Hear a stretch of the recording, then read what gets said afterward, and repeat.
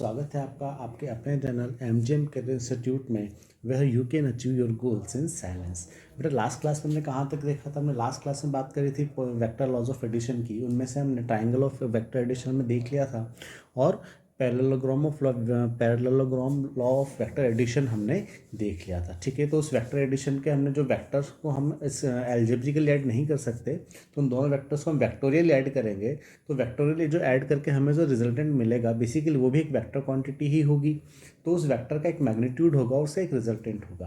तो उस मैग्नीट्यूड वो दोनों वेक्टर्स के रिजल्टेंट का मैग्नीट्यूड क्या आएगा और उनकी डायरेक्शन क्या होगी, ये हम लास्ट क्लास में निकाल चुके थे। ठीक है, आज हम क्या देखेंगे बेटा? बेसिकली एडिशन हमने देख लिया था, अब हम देखेंगे सब्ट्रैक्शन ऑफ टू वेक्टर्स और फिर उसके बाद polygon law of vector addition और फिर कुछ न्यूमेरिकल्स हम वेक्टर एडिशन के ऊपर देखेंगे।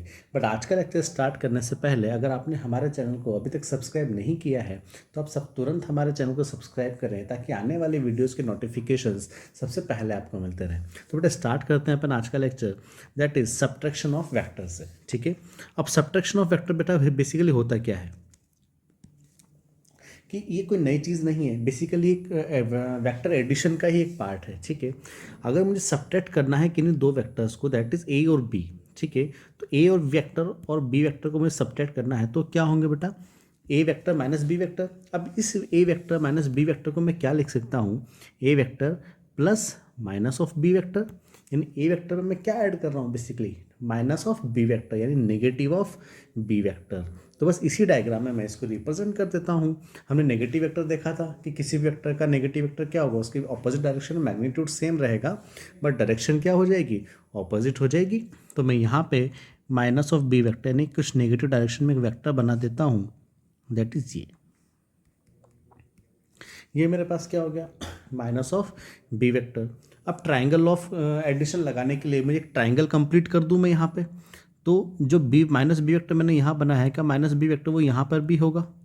ये वाला अगर मैं इसको पैरेलल शिफ्ट कर दूं तो कोई इफेक्ट नहीं पड़ेगा। तो अब देखो these two vectors, A vector, ये मेरे पास ए वेक्टर है, these two vectors a vector and minus of b vector are in same order.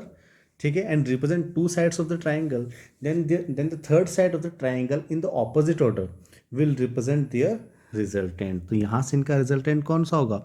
इस ट्राइंगल की थर्ड साइड, दैट इज ये वाली साइड इनका रिजल्टेंट होगी, दैट इज आर वेक्टर। अब इस आर वेक्टर की वैल्यू बेसिकली क्या होगी वो हम निकालते हैं। इस आर वेक्टर की वैल्यू क्या होगी? ये हमने डायरेक्शन यहाँ पे उल्टी ली है।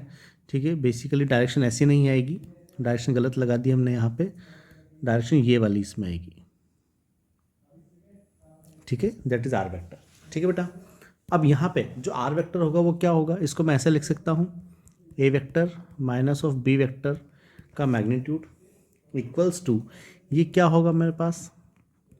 ए square plus B square. Minus करेंगे तो अब देखो ये एंगल थीटा है, तो बेसिकली ये एंगल भी बेटा कितना हो जाएगा?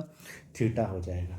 ठीक है, और ये किस किस के बीच में है? ये ए और माइनस बी के बीच में एंगल है। ठीक है, तो A square plus B square plus 2 into A minus B cos of theta. ठीक है, तो ये एक्सप्रेशन बन के मेरे पास क्या आ जाएगा? A square plus B square minus 2ab cos of theta. ये बेटा बेसिकली ये मेरे पास क्या आ जाएगा? आर वेक्टर, मतलब आर जिस वेक्टर का रिजल्टेंट, और वो कितना होगा मेरे पास? A vector minus B vector का मॉड। तो ये मेरे पास होता है बेटा सब्ट्रैक्शन ऑफ वेक्टर। ठीक है, अब इसके बाद जो नेक्स्ट टॉपिक हम लेते हैं that is polygon law of vector addition. Polygon law of vector addition भी कोई नई चीज़ नहीं है, जो हमने ट्राइंगल लॉ ऑफ एडिशन में देखा था बेसिकली वही चीज़ है, बस एक कहने की बात डिफरेंट हो गई। कैसे? कि ट्राइंगल लॉ ऑफ एडिशन में हमने क्या बोला था कि दो वेक्टर्स ट्राइंगल की दो साइड्स को रिप्रेजेंट करें। ठीक है, लाइक ए वेक्टर और बी वेक्टर। तो जो तीसरा वेक्टर होगा यानी जो तीसरी side in the opposite order, यानी ये वाली साइड, वही क्या होगी? इनका रिजल्टेंट होगी। यहाँ पे आपने क्या किया था कि जो पहले वेक्टर का जो इनिशियल पॉइंट था उसको आपने किससे मिला दिया था? जो फाइनल वेक्टर था ए और बी का फाइनल वेक्टर कौन सा है? बी। फाइनल वेक्टर के जो फाइनल पॉइंट है यानी जो लास्ट वेक्टर आपके पास है उसके लास्ट पॉइंट से आपने पहले वेक्टर के इनिशियल पॉइंट को मिला दिया था, वही बेसिकली क्या था आपके पास? रिजल्टेंट था। ठीक है, वही चीज़ आपके पास यहाँ पर भी अप्लाई होगी। ठीक है, तो polygon law of vector addition बेटा बेसिकली क्या होता है, अगर हम इसको डेफिनेशन देखें तो क्या होगा, if some non zero vectors are represented by n-1 sides of a n sided polygon, ठीक है, in the same order, then the nth side of the polygon in the opposite order will represent their resultant। क्या बोला मैंने कि अगर कोई एक n sided polygon है, उसकी जो साइड्स है उसको n-1 साइड्स अगर कुछ वेक्टर से नॉन जीरो वेक्टर से हम रिप्रेजेंट करते हैं, तो उन n-1 साइड्स जो वेक्टर्स हैं उनका जो रिजल्टेंट होगा बेसिकली वो क्या होगा, उनका रिजल्टेंट क्या होगा, जो पॉलीगन की जो nth साइड होगी taken in the opposite order, taken in the opposite order, वही क्या होगी, उनका रिजल्टेंट होगी। ठीक है, सेम वही चीज़ है, जैसे मानो यहाँ पे अपन ने क्या किया, ए वेक्टर कुछ ऐसा ले लिया, बी वेक्टर कुछ ऐसा ले लिया, सी ऐसा ले लिया, डी ऐसा ले लिया, ई ऐसा ले लिया। एफ को हम यहाँ पे चाहे तो हटा सकते हैं, बिकॉज एफ का हमारे यहाँ पे कोई काम नहीं है। ठीक है, ये ई वेक्टर हमने ले लिया। ठीक है, अब इनको हमने क्या किया, इन सारे वेक्टर्स को हमने एक पॉलीगन के फॉर्म में अरेंज किया। तो देखो जब पॉलीगन के फॉर्म में अरेंज किया तो ए वेक्टर ऐसा, मैंने सारे वेक्टर्स को बस पैरेलल शिफ्ट किया है, किसी एंगल पे शिफ्ट नहीं किया है। तो बी वेक्टर ऐसा, सी वेक्टर ऐसा, डी वेक्टर ऐसा, और ई वेक्टर मेरे पास कुछ ऐसा। ठीक है, अब ये पॉलीगन फॉर्म हो रहे हैं। ठीक है, और ये पॉलीगन की अगर मैं एक साइड और बना दूं, ये वाली साइड यानी ए और ई को मैं और कनेक्ट कर दूं, तो बेसिकली क्या होगा, कंप्लीट पॉलीगन हो जाएगा मेरे पास। ठीक है, तो यानी ये n-1 साइड्स तो आपके पास आ गई, और ये सभी के सभी क्या है, वेक्टर्स हैं। ठीक है, ए vector, B vector, C vector, D vector और ई वेक्टर। हमने ट्राइंगल ऑफ एडिशन में जस्ट अभी क्या देखा था कि किसी का भी रिजल्टेंट बनाने के लिए आप क्या करो, पहले वेक्टर का जो इनिशियल पॉइंट है वहाँ से जो लास्ट वेक्टर है उसका जो फाइनल पॉइंट है उसको आप मिला दो। ठीक है, यानी पहले वेक्टर की टेल से आप लास्ट वेक्टर के हेड को आप मिला दोगे, तो वो जो साइड बनेगी basically that will be the resultant of all the vectors. तो यानी मैं यहाँ पे क्या करता हूँ कि ए वेक्टर का टेल ये रही, ए वेक्टर की टेल। ठीक है, और यहाँ से जो लास्ट वेक्टर है वो क्या, ई वेक्टर, तो ई वेक्टर का हेड मेरे पास ये रहा, तो मैं यहाँ से इन दोनों को कनेक्ट कर देता हूँ, और जैसे मैं इन दोनों कनेक्ट करता हूँ क्या मेरे पास पॉलीगन कंप्लीट हो जाएगा। ठीक है, तो अगर मैंने जिस ऑर्डर में चल रहे थे like A vector, B vector, C vector, D vector, E vector और एफ वेक्टर, अगर मैं इसी वेक्टर इसी सेम ऑर्डर में इसको कनेक्ट करता हूँ तो मेरे पास रिजल्टेंट नहीं मिलेगा, मुझे रिजल्टेंट के लिए ऑपोजिट ऑर्डर लेना पड़ेगा। तो इसलिए मैंने यहाँ से क्या लिया, और अपोजिट ऑर्डर में इन दोनों को मैंने कनेक्ट कर दिया, तो यही जो आर वेक्टर मेरे पास आया बेसिकली यही क्या होगा, इन सारे वेक्टर्स का रिजल्टेंट मेरे पास होगा। ठीक है, तो हम यहाँ से क्या लिख सकते हैं कि A vector plus B vector plus C vector plus D vector plus E vector equals to R vector. I hope ये बात आपको समझ में आई होगी। पूरा वेक्टर एडिशन है, इसमें कोई भी नई चीज़ अभी तक नहीं आई है। ठीक है, जो ट्राइंगल ऑफ एडिशन है कि आप कैसे आप करोगे कि जो पहले वेक्टर के टेल को जो लास्ट वेक्टर है उसके हेड से आप मिला दो। ठीक है, तो जो लाइन आपके पास बनेगी वही बेसिकली क्या होगा, उन सारे वेक्टर्स का रिजल्टेंट होगी। ठीक है, सीधे सीधे शब्दों में ये होते हैं आपके पास लॉज ऑफ एडिशन। ठीक है, अब यहाँ पे एक इंपॉर्टेंट बात, क्या आपके मन में क्वेश्चन उठा होगा कि सर अगर मैं यहाँ पे जो ये आर वेक्टर आपने ऑपोजिट ऑर्डर में लिया है, अगर मैं इसको सेम ऑर्डर में ले लूँ तो क्या होगा, अगर मैं इसको सेम ऑर्डर में ले लूँ तो क्या होगा, तो बेटा हम वो भी देख लेते हैं कि उससे क्या होगा। देखो यहाँ पे मैंने ले लिया कि A vector plus B vector plus C vector plus D vector plus E vector. ठीक है, इसको मैं कोई नाम दे देता हूँ एफ वेक्टर। ठीक है, इसको मैं कोई भी नाम दे देता हूँ, दैट इज एफ वेक्टर। ठीक है, अब हमने क्या देखा कि देखो A vector plus B vector plus C vector plus D vector plus E vector, इनका जो रिजल्टेंट होगा बेसिकली किस डायरेक्शन में होगा, इस डायरेक्शन में। इनका जो रिजल्टेंट होगा वो किस डायरेक्शन में होगा, इस डायरेक्शन में। तो आप देखो जो एफ वेक्टर है और जो रिजल्टेंट है, मान लो मैंने इसका बोल दिया आर वेक्टर, आर, इन दोनों का मैग्नीट्यूड सेम होगा नहीं होगा, बस इनकी डायरेक्शन ऑपोजिट है, बिकॉज ये दोनों सेम लेंथ को कवर कर रहे हैं। तो मैं क्या लिख सकता हूँ यहाँ पे, अगर मैं इनका रिजल्टेंट लिखूँ तो बेसिकली वो क्या होगा, A vector plus B vector plus C vector plus D vector plus E vector और प्लस एफ वेक्टर। अब मुझे चाहिए ये कितना होगा। ठीक है, तो अब देखो बेटा A vector plus B vector plus C vector plus D vector plus E vector, इनका रिजल्टेंट किसके बराबर है, आर वेक्टर के बराबर, हाँ या ना। ठीक है, और plus F vector equals to 0। इतनी बात समझ में आई। अब देखो यहाँ पे जो आर वेक्टर है और जो एफ वेक्टर है, क्या दोनों का मैग्नीट्यूड सेम है? और दोनों का मैग्नीट्यूड सेम, बस डायरेक्शन अपोजिट है। तो क्या बेसिकली मैं आर वेक्टर को माइनस ऑफ एफ वेक्टर लिख सकता हूँ? ठीक है, क्यों? बिकॉज दोनों की डायरेक्शन अपोजिट और मैग्नीट्यूड दोनों का सेम है। तो मैग्नीट्यूड मैंने R vector equals to F vector, in magnitude मैंने आर इक्वल टू एफ लिख दिया, सिर्फ डायरेक्शन अपोजिट है इसलिए मैंने माइनस का साइन लगा दिया, प्लस एफ वेक्टर। तो बेसिकली ये मेरे पास क्या मिल गया? ज़ीरो। इस ज़ीरो का मतलब क्या हुआ? यानी अगर आप सारे के सारे वेक्टर्स आप एक ही ऑर्डर में ले लोगे, एक पॉलीगन में कोई भी पॉलीगन है उसकी जितनी साइड्स हैं, अगर आप उतने ही वेक्टर्स सेम ऑर्डर में ले लोगे तो उन सारे वेक्टर्स का जो रिजल्टेंट होगा बेसिकली वो कितना मिलेगा आपको? हमेशा ज़ीरो आपको मिलेगा। ठीक है, यानी कभी भी अगर क्लोज्ड पॉलीगन होगा उसमें सारे वेक्टर्स अगर सेम ऑर्डर में आपको मिलेंगे, सेम ऑर्डर में अगर आपको दे रखे हैं, तो उन सभी वेक्टर्स का सम कितना होगा? वेक्टर एडिशन कितना होगा? ज़ीरो होगा। आई होप ये बात आपको समझ में आई होगी। जैसे यहाँ पे देखो, ए वेक्टर कहाँ से, यहाँ से चालू हो रहा है, तो ए वेक्टर ये रहा, बी वेक्टर ये रहा और सी वेक्टर आपके पास ये रहा। क्या एक क्लोज पॉलीगन बन रहा है? ठीक है, और क्लोज पॉलीगन बन रहा है और यहाँ पे जो तीनों वेक्टर्स हैं बेसिकली वो क्या हैं? सेम ऑर्डर में है। तो अगर मैं इनका यहाँ पे एडिशन लिखना चाहूँ तो इसी नियम से मेरे पास कितना हो जाएगा? A vector plus B vector plus C vector equals to zero. ये जीरो कैसे हुआ? ये आप जैसे हमने पिछले वाले केस में जो करके देखा है उस तरीके से आप ये करके देख सकते हैं। तो यहाँ पे ध्यान रखने वाली बात क्या है? क्लोज पॉलीगन में अगर सारे वेक्टर सेम ऑर्डर में आप ले रहे हैं तो उन सबका वेक्टर एडिशन कितना होगा? ज़ीरो होगा। आप लोगों के लिए लाइन मैंने यहाँ पे नीचे लिख भी रखी है, if all the vectors in a close polygon are taken in same order then their resultant will be zero. I hope ये बात आपको समझ में आ गई होगी। ठीक है, तो सारे वेक्टर लॉज ऑफ एडिशन हमारे कवर हो गए। अब बेसिकली हम आते हैं जो सबसे इंपॉर्टेंट पार्ट है इन पे, बेसिकली क्वेश्चंस। ठीक है, तो क्वेश्चंस हम लेते हैं स्टार्टिंग हम इजी क्वेश्चन से करते हैं। जो फॉर्मूला बेस्ड क्वेश्चन है कि आपको फोर्स दिया है 10 न्यूटन, पहला फोर्स, दूसरा फोर्स आपको दे रखा है 6 न्यूटन और उन दोनों के बीच में आपको थीटा दे रखा है 60 डिग्री और आपसे उनका रिजल्टेंट वेक्टर आपसे पूछा है। ठीक है, तो फिर अगर हम यहाँ पे निकालें तो कैसे निकालें? फॉर्मूला लगा दूं। अब रिजल्टेंट वेक्टर पूछा है, इन्हें मैग्नीट्यूड भी होगा और डायरेक्शन भी होगी। तो पहले अपन मैग्नीट्यूड के लिए बात कर लेते हैं। तो mod vector equals to R. ठीक है, ये कितना होगा? फॉर्मूला लगा देते हैं, F1 square plus F2 square plus 2 F1 F2 cos of theta. ठीक है, तो यहाँ से आर की वैल्यू मुझे कितनी मिल जाएगी?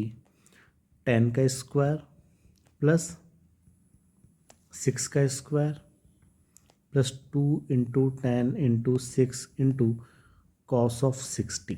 अब कॉस 60 की वैल्यू कितनी होती है बेटा? जितनी साइन 30 की होती है, यानी 1/2। ठीक है, तो कॉस 60 हटा के अब मैं यहाँ पे 1/2 लिख दूँ, ये 1/2, तो 2 से 2 मेरे पास कैंसिल। ये कितना हो जाएगा मेरे पास? 100 प्लस 36, यानी 100 प्लस 36 प्लस ये कितना होगा? 60 प्लस 60। तो बेसिकली ये 60 390 96 100 प्लस 90 यानी 196 और 196 का रूट स्क्वायर रूट कितना होगा बेटा? 14, यानी आर इक्वल्स टू कितना हो गया मेरे पास? 40 न्यूटन। यानी जो रिजल्टेंट होगा इन दोनों वेक्टर्स का, उनका जो मैग्नीट्यूड होगा उस रिजल्टेंट का वो कितना होगा? 40 न्यूटन होगा। अब मैं निकाल लेता हूँ एंगल कि बेसिकली कितना एंगल पे होगा। तो एंगल कैसे निकालूँ? कि tan alpha equals to Q sine theta अपन P plus Q cos theta. ठीक है, तो क्यू मैं ले लेता हूँ यहाँ पे, इसको मैं पी ले लेता हूँ, इसको मैं क्यू ले लेता हूँ। ठीक है, तो क्यू कितना है? 6 Newton. Q sine theta upon P plus Q cos theta. ठीक है, क्यू की वैल्यू कितनी है? 6। साइन थीटा यानी साइन 60 अपॉन पी की वैल्यू कितनी है? 10 प्लस क्यू कॉस थीटा। ठीक है, तो 6 कॉस 60 डिग्री, ये हमारे बात हो गई वैल्यू की। तो यहाँ से tan अल्फा कितना आ जाएगा? 6 साइन 60। साइन 60 बेटा कितना होता है? √3/2। तो 6 into √3/2 upon tan plus cos 60 कितना हो जाएगा? साइन 30 यानी 1/2। 6 इंटू 1/2। ठीक है, बस अब यहाँ से सॉल्व करना है। ये हमारे पास कितना आ जाएगा? इसको सॉल्व करने पे आई होप इसके बाद यहाँ से आप इसको सॉल्व कर सकते हैं आराम से, ठीक है। तो इसको सॉल्व करने पे जो भी हमारे पास वैल्यू आएगी वो alpha equals to tan inverse करके यहाँ से हमारे पास इसको एंगल हमारे पास आ जाएगा, ठीक है। That is not a major issue. I hope ये क्वेश्चन आपको समझ में आया होगा, ठीक है। बस हमने यहाँ पे फॉर्मूला लगाया है और फॉर्मूला लगाने के बाद हमने और कुछ भी यहाँ पे नहीं किया है, ठीक है। नेक्स्ट क्वेश्चन अगर अपन इसी टाइप का देखें तो आपको क्या दे रखा है कि F1 equals to 2 newton, F2 equals to √2 newton और इनका रिजल्टेंट आपको दे रखा है 10 न्यूटन, √10 न्यूटन, और आपसे थीटा पूछ रहा है कि तो बताओ थीटा कितना होगा। फॉर्मूला बेटा वापस हम वही लगाएंगे, क्या कि solution R equals to F1 square plus F2 square plus 2F1 F2 cos theta, ठीक है। तो R बेटा कितना दे रखा है आपको √10, ठीक है। और यहाँ पे कितना दे रखा है 2 square plus √2 square plus 2 into 2 into √2 cos of theta, ठीक है। मैं दोनों तरफ स्क्वायर कर देता हूँ, इससे मुझे क्या मिलेगा 10 इक्वल्स टू 4 प्लस 2 प्लस 2 टू जा 4 √2 कॉस थीटा, ठीक है। 4 प्लस 2 6 होगा, 6 इधर जाके 10 माइनस 6 यानी 4 रह जाएगा, तो 4 इक्वल्स टू 4 √2 कॉस थीटा। 4 से बेटा 4 चला जाएगा तो कॉस थीटा की वैल्यू कितनी आई 1/√2। This implies theta equals to कितना आ गया 45 degree. That will be your answer. Formula पे इस क्वेश्चन से अभी हमें बस बेसिक एप्लीकेशन आनी चाहिए कि हम फॉर्मूला कैसे लगाएं, ठीक है। इसके बाद हम अच्छे अच्छे क्वेश्चंस भी यहाँ पे करेंगे, basically vector laws of addition ताकि जेई में और नीट में कैसे क्वेश्चंस आपसे पूछे जाते हैं। अब नेक्स्ट क्वेश्चन, ये काफ़ी अच्छा क्वेश्चन है, आपसे कॉन्सेप्चुअली क्वेश्चन है। बेसिकली ये आपसे क्या बोल रहा है इस क्वेश्चन में कि चूज़ द करेक्ट स्टेटमेंट। आपको करेक्ट स्टेटमेंट यहाँ से चूज़ करना है, जिसमें फर्स्ट स्टेटमेंट क्या बोल रहा है आपको mod of A vector plus B vector is greater than or equal to mod of A vector plus mod of B vector, ठीक है। दूसरा ऑप्शन क्या दे रखा है आपको mod of A vector plus B vector is less than or equals to mod of A vector plus mod of B vector, ठीक है। थर्ड ऑप्शन क्या दे रखा है mod of A vector minus B vector is greater than or equal to mod of A vector plus mod of B vector, और चौथा दे रखा है नन ऑफ दिस। तो बेटा कैसे करेंगे हम ये वाला क्वेश्चन, आप लोग वीडियो को पॉज करके कुछ देर इसके बारे में सोचो और फिर अपना आंसर जो भी आपने सोचा हो उसको आप मेरे आंसर से कंपेयर करो, ठीक है। अब बेटा हमने क्या देखा था कि A vector plus B vector को अगर मैं ऐड कर रहा हूँ, मॉडुलस आपको हमेशा क्या रिप्रेजेंट करता है उस वेक्टर का मैग्नीट्यूड, उस वेक्टर का मैग्नीट्यूड। यानी यहाँ आपसे जो बात हो रही है वो ए और बी का जो रिजल्टेंट होगा उसके मैग्नीट्यूड की बात हो रही है, ठीक है। यानी अगर मैं यहाँ पे ए वेक्टर प्लस बी वेक्टर इन दोनों का सम मान लेता हूँ मैं कोई सी वेक्टर, ठीक है। तो बेसिकली यहाँ पे आपको जो mod of A vector plus B vector दे रखा है, बिकॉज ये सिर्फ मैग्नीट्यूड में इंटरेस्टेड है, यानी मैं सिर्फ किसकी बात कर रहा हूँ सी वेक्टर के मैग्नीट्यूड की मैं बात कर रहा हूँ, ठीक है। अब वो उसने किससे पूछा आपके कि बेसिकली जो सी वेक्टर का मैग्नीट्यूड होगा, यानी उसको मैं सिर्फ सी ऐसे भी लिख सकता हूँ, वो क्या होगा जो ए और बी है इनके बीच में इसने रिलेशन आपको दे रखा है। तो हमने लास्ट क्लास में ही देखा था, क्या देखा था कि सी की जो मैक्सिमम वैल्यू होती है वो मैक्सिमम वैल्यू बेटा कितनी होती है ए प्लस बी, और जो मिनिमम वैल्यू होती है वो कितनी होती है ए माइनस बी, ठीक है। यानी आपके पास जो वेक्टर एडिशन यहाँ पे होगा ए प्लस बी का जो मैग्नीट्यूड होगा ये डेफिनेटली क्या होगा ए प्लस बी से कम ही होगा या इसके इक्विवेलेंट हो सकता है। कभी भी वो ए प्लस बी से मैक्सिमम नहीं हो सकता, बिकॉज ए प्लस बी क्या है उसकी मैक्सिमम वैल्यू है। यानी मैं क्या बोल सकता हूँ कि सी का जो मैग्नीट्यूड होगा वो हमेशा या तो ए प्लस बी के इक्वल होगा या फिर ए प्लस बी से हमेशा कम होगा, ठीक है। तो यानी यहाँ से कौन सा ऑप्शन हमारे पास सही बैठ रहा है ऑप्शन बी। तो हम यहाँ से क्या बोल सकते हैं कि मॉड ऑफ कि जैसे हमने बोला कि सी इक्वल्स टू क्या है ये mod of A vector plus mod of B vector is always less than or equals to a plus b, ठीक है। That's really your answer. तो कौन सा ऑप्शन सही है यहाँ पे option B is the correct choice. I hope समझ में आया होगा आपको ये वाला क्वेश्चन। नेक्स्ट क्वेश्चन की तरफ चलते हैं। नेक्स्ट क्वेश्चन आपको क्या बोल रहा है बेटा कि maximum and minimum resultant force of two forces are 10 newton and 6 newton respectively. यानी कि दो फोर्सेज हैं, उनका मैक्सिमम फोर्स कितना दे रखा है, 10 न्यूटन आपको दे रखा है, और मिनिमम फोर्स आपको 6 न्यूटन दे रखा है। If each force is now increase by 3 newton the two forces become perpendicular to each other. अब हम क्या कर रहे हैं, दोनों फोर्स को 3 न्यूटन से बढ़ा रहे हैं। तो जैसे हमने 3 न्यूटन से बढ़ाया वैसे ही क्या हुआ, दोनों फोर्स एक दूसरे के परपेंडिकुलर हो गए। तो अब आपको न्यू रिजल्टेंट आपको फाइंड आउट करना है कि वो नया रिजल्टेंट क्या होगा, वो आपको फाइंड आउट यहाँ पे करना है। आई होप क्वेश्चन आपको समझ में आ गया होगा। ठीक है, क्वेश्चन आपको समझ में आ गया होगा। तो अब देखो, दो वेक्टर मेरे पास यानी दो फोर्सेस मेरे पास है, उन दो फोर्सेस में कुछ भी ले लेता हूँ, ए और बी में ले लेता हूँ। ठीक है, तो आपको सबसे पहले क्या बोला है कि उन दोनों फोर्सेस का मैक्सिमम मैग्नीट्यूड कितना होगा। यानी अगर मेरे पास कुछ दो फोर्सेस हैं F1 और F2, मान लो कि F1 और F2 उनका मैक्सिमम रिजल्टेंट कितना होगा। हमने अभी जस्ट बात की थी कि उनका मैक्सिमम रिजल्टेंट होगा F1 प्लस F2, यानी F1 प्लस F2 की वैल्यू कितनी दे दी आपको, 10 न्यूटन। तो ये 10 होगी। ठीक है, मिनिमम कितना होगा दो वेक्टर्स का रिजल्टेंट, F1 माइनस F2। तो ये F1 minus F2 equals to कितना दे रखा है, 6 दे रखा है। बस क्वेश्चन खत्म। मैक्सिमम दे दिया, मिनिमम आपको दे दिया, यहाँ से हम सॉल्व कर लेंगे इसको। ठीक है, यहाँ से जब मैं सॉल्व करूँगा तो F2 से F2 कैंसिल हो जाएगा, बेसिकली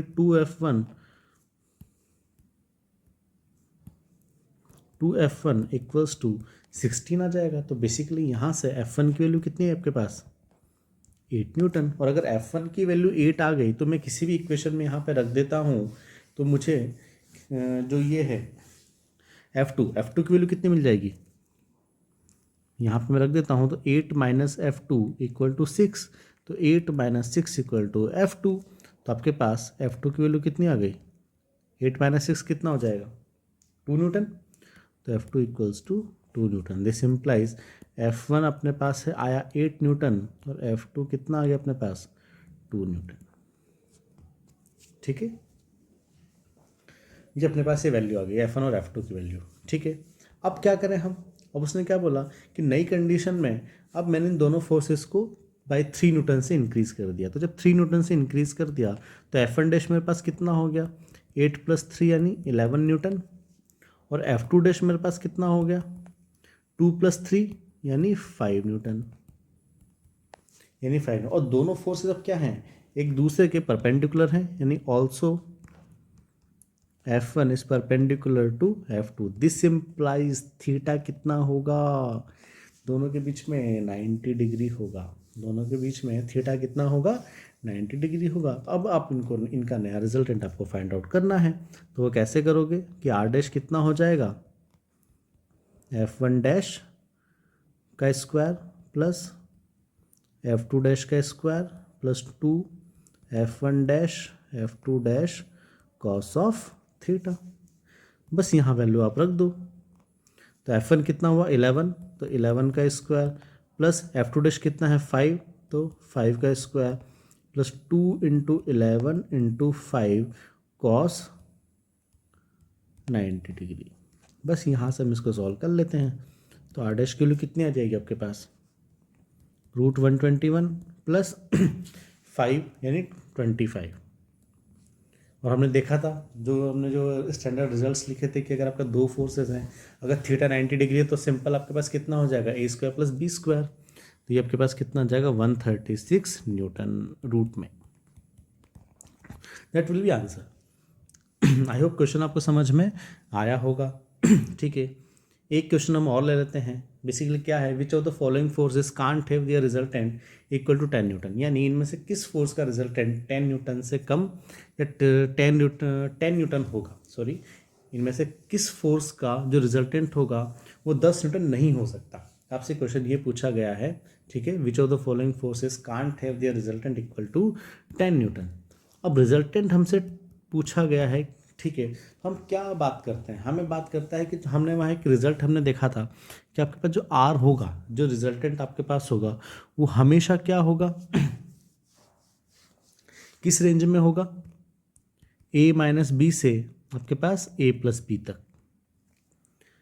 जो आपके पास जो रिजल्टेंट होगा वो हमेशा इस रेंज में आपके पास होगा, a माइनस बी से a प्लस बी तक, ठीक है। बिकॉज a माइनस बी उसकी मिनिमम वैल्यू होगी और a प्लस बी उसकी मैक्सिमम वैल्यू होगी। तो अब यहाँ पे आप देख लो जो भी रिजल्टेंट आपके पास जो रिजल्ट 10 न्यूटन अगर इस रेंज में आ रहा होगा यानी इनका रिजल्टेंट हो सकता है, और अगर 10 न्यूटन इस रेंज से बाहर जा रहा होगा तो यानी उन फोर्सेस का रिजल्टेंट 10 न्यूटन नहीं हो सकता है, ठीक है। तो अगर आप देखो फर्स्ट ऑप्शन आप देखो तो 15 यानी 20 माइनस 15 ये कितना होगा 5। अगर मैं फर्स्ट ऑप्शन देखूँ तो 20 माइनस 15 कितना होगा 5 से लेके कहाँ तक आपका 20 प्लस 15 यानी 35, ठीक है। तो 5 न्यूटन से 35 न्यूटन की रेंज है, 10 न्यूटन इसके बीच में है तो यानी इसका रिजल्टेंट हो सकता है। सेकंड वाले पे आओ 10 न्यूटन और 10 न्यूटन, ठीक है। 10 माइनस 10 कितना हो जाएगा 0, तो 10 प्लस 10 कितना हो जाएगा 20 न्यूटन, यानी जो 10 न्यूटन है वो इस रेंज में भी आ रहा है 0 से 20 के बीच में, तो इन दोनों फोर्सेस का रिजल्टेंट भी 10 न्यूटन हो सकता है। थर्ड ऑप्शन पे आओ, ये क्या बोल रहा है 12 न्यूटन और 5 न्यूटन। 12 माइनस 5 कितना होगा 7 न्यूटन और 12 प्लस 5 कितना होगा 17 न्यूटन, ठीक है। तो यानी 7 से 17 के बीच में भी 10 आ रहा है यानी इसका रिजल्टेंट भी ये हो सकता है। तो डेफिनेटली अब आप आंसर कौन सा बचा हमारे पास फोर्थ वाला कि 12 माइनस 1 कितना होगा 11 न्यूटन, ठीक है। 12 प्लस 1 कितना होगा 13 न्यूटन। तो यहाँ पे आप देखो जो 10 न्यूटन का रिजल्टेंट है वो इस रेंज में नहीं है, 11 से 13 के बीच में ही नहीं है। तो बेसिकली इन दोनों फोर्सेस का रिजल्टेंट 10 न्यूटन कभी भी नहीं हो सकता है, ठीक है। तो इनका नहीं होगा यानी हमारे पास करेक्ट आंसर कौन सा होगा ऑप्शन डी। आई होप ये क्वेश्चन आपको समझ में आया होगा। अगले वीडियो में हम कुछ और क्वेश्चंस के साथ आपसे मिलेंगे, ठीक है। Good bye, thank you.